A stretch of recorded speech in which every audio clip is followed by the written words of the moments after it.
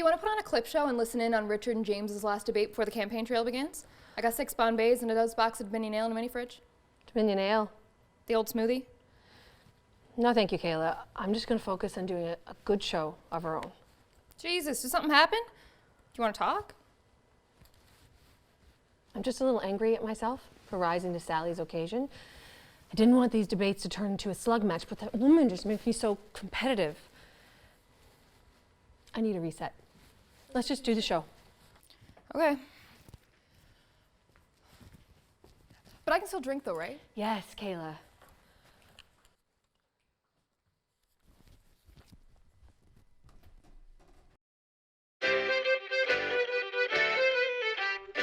Well, I hope they can sew it back on, my dear. We all need to be able to count to 10. Drive safe.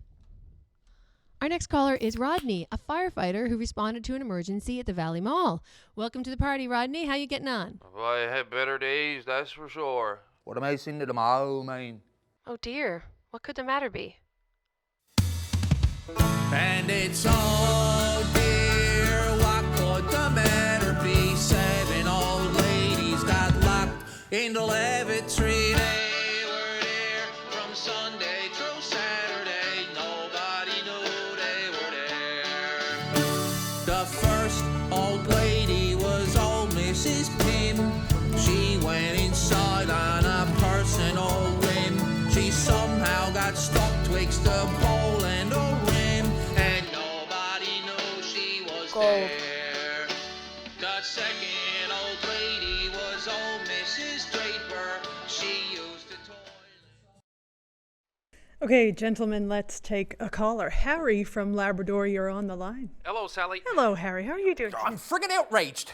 Well, Harry, what's got you so... Either you knuckleheads have any idea just how far the arse is completely blown out the back of the proverbial shit shorts? Well, Quiet! okay. We have some massive problems with Muskrat Falls. Because of its lock on Churchill Falls, Hydro-Quebec controls the watershed and can stop sending water downstream whenever it wants. It refuses to generate electricity to the time you get maximum prices in the US. Then they can turn around at midnight, export cheap US power to save their own water supply. Muskrat Falls is a hand-me-down power station and it's friggin' useless.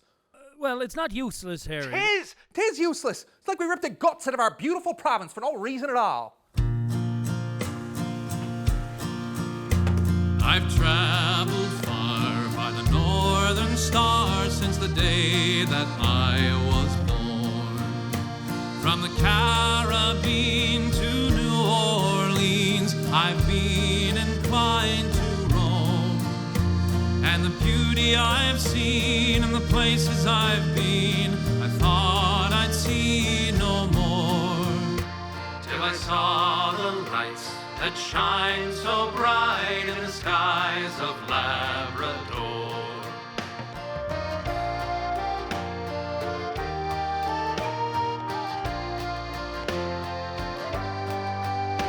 Sometimes when I'm down, there's no one around to tell my troubles to.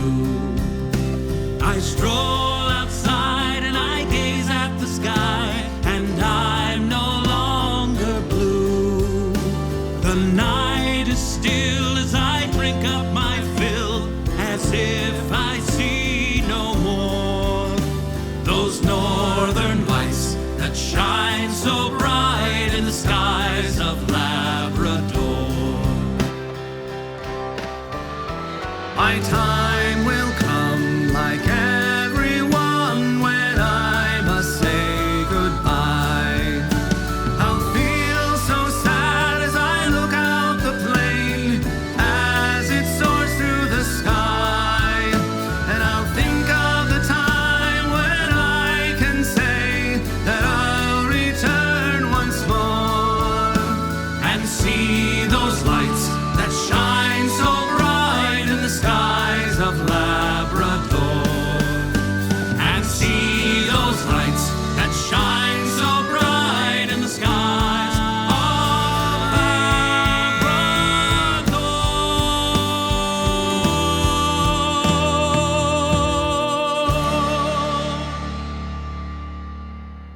And thank you for your call, Harry. It's nice to see that you two have finally done the required reading on Labrador. And Richard, do you think that James' mishandling of the Muskrat Falls makes him Joey Smallwood of our day? As fair and unbiased as usual, Sally. Yes, I do. It was a specter of that horrible arrangement that led to you, James, and your cabal of cronies to go so blindly after Muskrat Falls at all costs. What was meant to be a potential fiscal and moral remedy for the worst deal in Newfoundland and Labrador history ended up being just the latest disaster in a history rife with them. Disasters. Yes. Such as? The seventh old lady was old Mrs. Bender. She went inside to adjust her suspender. She got tangled up with a masculine gender, 'cause she didn't know I was there, right? Gonna have to finish up, Rodney, my love. We have other callers. Do you think he's single? I think he's going to jail.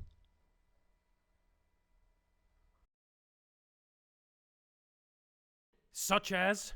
Atlantic Accord, equalization, this is just the latest. Instead of blindly going ahead with a mega project, James' government could have used their leverage with the feds to broker a deal with Hydro-Quebec. They could have pushed for a mutually beneficial agreement with the watershed before they approved development in Caucasus.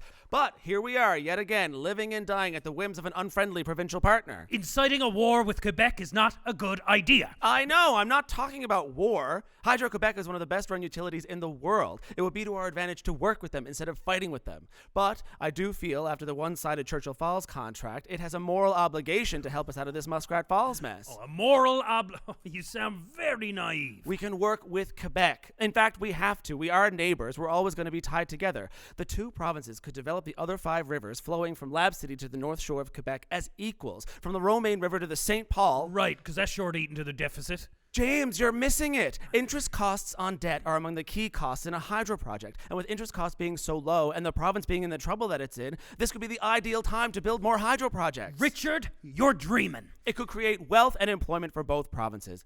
It all went wrong in the 1960s. The federal government persuaded Newfoundland and Labrador not to ask for the transmission corridor through Quebec. They wanted to placate Quebec nationalists, so we ended up with a one-sided Churchill Falls power contract. We had a right to the power corridor through Quebec. The Canadian Constitution said so. No, they were right.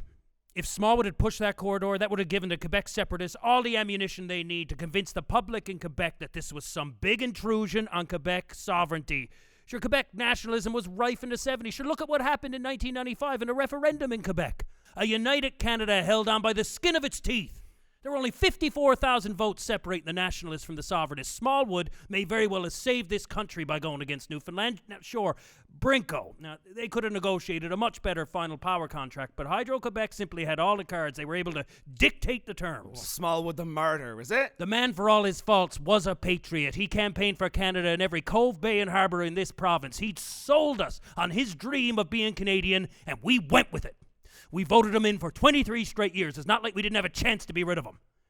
Tell me you're not defending him. I'm just sick of everyone saying he's the man who sold out our province's greatest asset. Negotiations weren't done by Smallwood, but by the private company who did the construction. They didn't ask his opinion. He had no idea what they were paying for the electricity. Joey Smallwood was so humiliated by the entire process, he didn't even attend the opening ceremonies at Churchill Falls.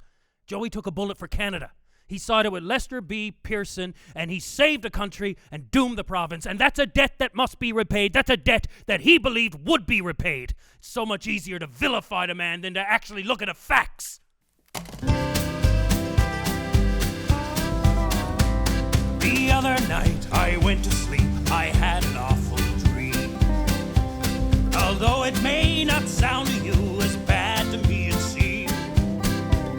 I dreamed that Joey Smallwood had died and went to hell, and through some awful scheme in heaven he did dwell. He wasn't long in heaven. St. Peter had his doubts. He asked him for his passport, and there he found him out. And the devil looking up from hell say, "Here comes our man. I believe it's Joey Smallwood from St. John's, Newfoundland."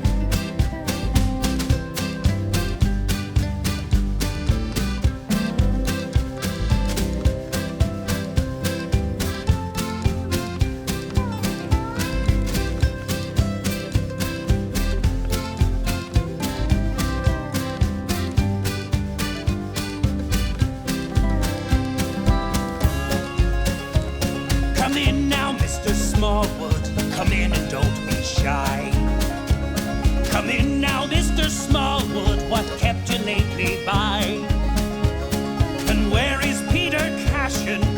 coming, I suppose, and saying that he took a crack at Joey's crooked nose. The devil went away one day and left Smallwood in charge. He let out all the prisoners that the devil had in bars. Now we will hold an election and the ballots they will tell who will be the leader for the people here in hell.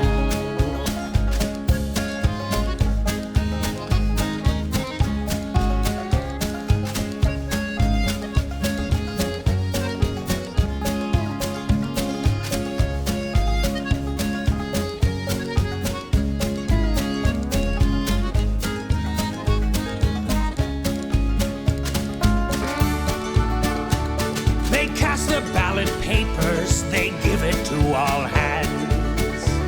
There were many kinds of people there from far and distant lands. And when the ballots they were told, there was a cry of woe. Smallwood was defeated, and the devil won his rule.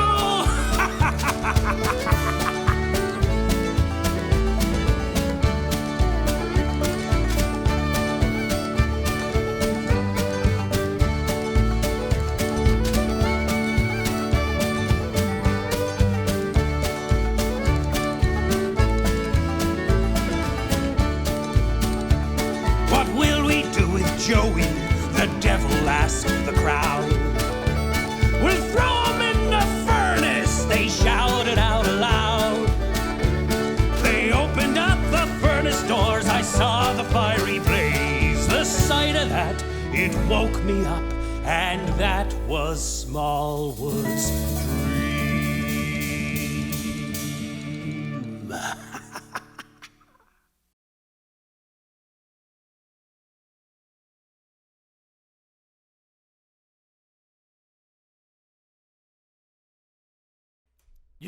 You're actually defending the man. No, he did the wrong thing, but for the right reasons. He was naive, yes, but he doesn't deserve to be the villain for all of history. So it's the people's fault. Is it they got what they deserved for trusting the wrong man? The man who was supposed to protect them. Protect Not them. one premier from Smallwood to Ball was fit for the job. Not one elected official. You never had the common sense, let alone the business sense to do the right thing. They found the disease and you just sat there, stunned, frozen to your seats. Disease. You What let her die. You let her die this slow, painful death because you're too busy with your own legacy to notice. You let her die alone. I wish I had some